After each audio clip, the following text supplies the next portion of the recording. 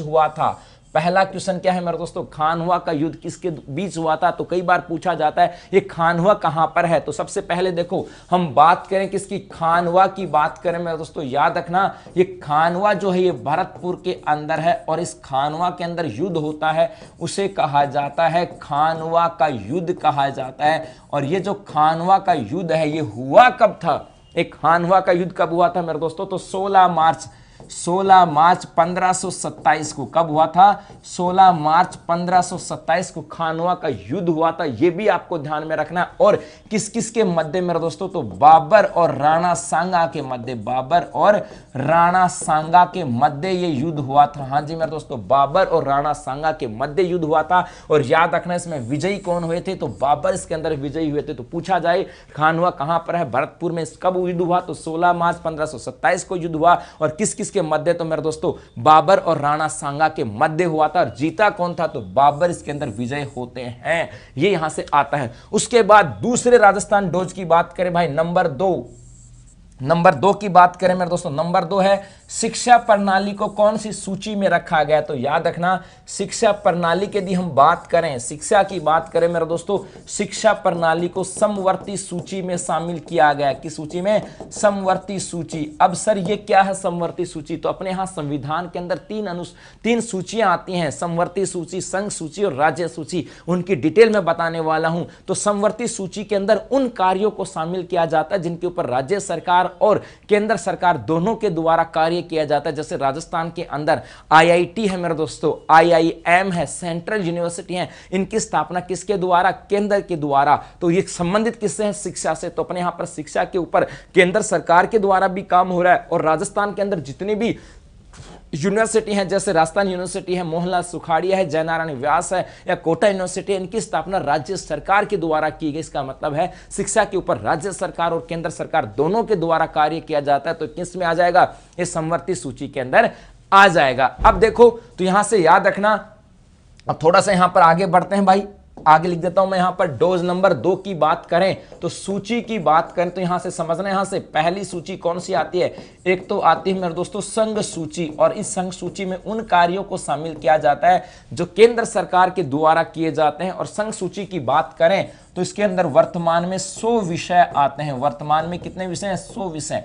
दूसरी आ जाती है राज्य सूची। हाँ जी, राज्य सूची के मतलब अंतर्गत उन कार्यों को शामिल किया जाता है जिनके ऊपर राज्य सरकार के द्वारा कार्य किया जाता है। और वर्तमान में 61 जो विषय हैं ये इसके अंतर्गत आते हैं। और तीसरी आ जाती है भाई समवर्ती सूची, जिसके ऊपर राज्य सरकार और केंद्र सरकार दोनों मिलकर कार्य करते हैं। और समवर्ती सूची के अंदर मेरे दोस्तों वर्तमान की बात करें तो 52 विषय आते हैं। और बताओ, देखो यहां से एग्जाम में कई बार ये पूछा गया है, बहुत बार पूछा गया है मेरे दोस्तों एग्जाम के अंदर। तो इनको भी आपको ध्यान में रखना है। और कहां से, ऑस्ट्रेलिया से। क्या बात है भाई।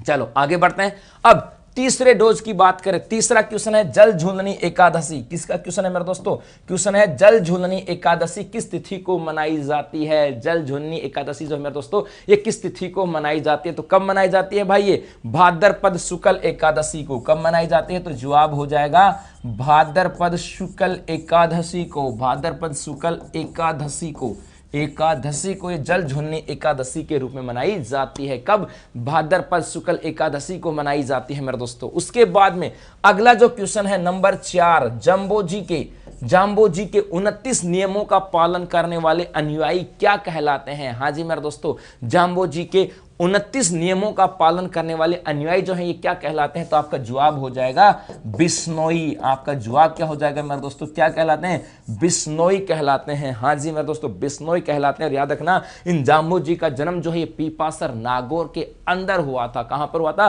पीपासर नागौर के अंदर इनका जन्म हुआ था। और इनके द्वारा 29 नियमों को दिया गया था जिनमें वन्य जीवों का, वन और वन्य जीवों के संरक्षण की बात की गई थी। और उनकी पालना करने वाले क्या कहलाते हैं, तो बिश्नोई कहलाते हैं। और जो कई बार एग्जाम में पूछा गया है कि राजस्थान में वनों के संरक्षण के लिए जुड़ा हुआ समुदाय या धर्म कौन सा आता है, तो आपका जवाब होगा बिश्नोई संप्रदाय जो है वन्य जीवों के संरक्षण में हमेशा अग्रणी रहता है। और उसके बाद नंबर 5 नंबर 5 की बात करें, पांचवा क्वेश्चन है राजस्थान का मोलेला गांव किस हस्तकला के लिए प्रसिद्ध है। तो पहले तो आपको याद रखना ये मोलेला कहां पर है मेरे दोस्तों, फटाफट से कमेंट्स करके बता दो ये मोलेला है कहां पर। और ये जो मोलेला है मेरे दोस्तों ये टेराकोटा किसके लिए फेमस है, ये टेराकोटा कला के लिए, किसके लिए, टेराकोटा कला के लिए फेमस है। ये मोलेला है कहां पर, टेराकोटा के लिए तो फेमस है। आपको ये भी बताना है भाई ये मोलेला है कहां पर, और कहां पर है मोलेला, राजसमंद के अंदर है। वेरी गुड, मोलेला कहां पर है,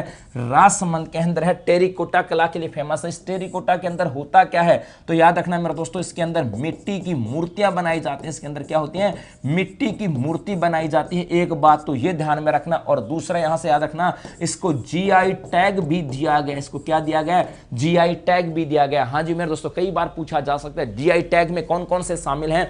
तो ये मोलेला राजसमंद का जो टेराकोटा जो कला है ये जीआई टैग के अंदर शामिल है। और इस टेराकोटा कला के अंदर होता क्या है तो इसके अंदर मिट्टियों की मूर्तियां बनाई जाती हैं, मिट्टी की मूर्तियां बनाई जाती हैं। तो ये सब चीजें आपको ध्यान रखना। और ये भी याद रखना इस टेराकोटा कला के अंदर शामिल कौन है तो यहाँ पर जो यहाँ के स्थानीय जो कुम्हार प्रजाति के जो कुम्हार लोग हैं वो इसके अंदर संलग्न है। हाँ लेकिन धीरे धीरे वो लोग इससे दूर होते जा रहे हैं क्योंकि रोजी रोटी के लिए वो दूसरे आर्थिक क्रियाओं के अंदर शामिल होते चले गए हैं मेरे दोस्तों। चलो अब आगे बढ़े।